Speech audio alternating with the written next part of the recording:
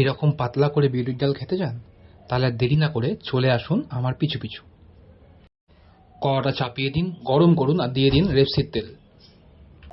5 ফোড়ন, 2টো শুকনো লঙ্কা আর একটা তেজপাতা ছিঁড়ে ফাটাফাট ছেড়ে দিন। দিয়ে দিন আদা মৌরি বেটে, খেয়ে নেবেন চেটে।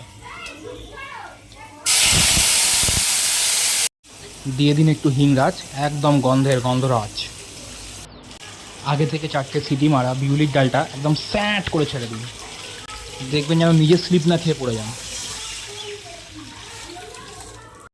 ব্যাস, আর কি, আর কোনো চিন্তা নেই। দিয়ে দিন হলুদ গুঁড়ো, লঙ্কার গুঁড়ো আর নুন স্বাদ মতো। ব্যাস, এবার ওয়েট করুন হাতে ঘড়ি দেখে। ব্যাস, এবার দিয়ে দিন চাপা, কিন্তু হাতে ঘড়ি দেখে পাক্কা 2 মিনিট মাপা। ব্যাস, নামিয়ে ফেলুন আর উপর থেকে দিয়ে দিন ধনেপাতা বা ঘি। পাগলা ঝাঁঝেই মরে যাবি, খাবি কি।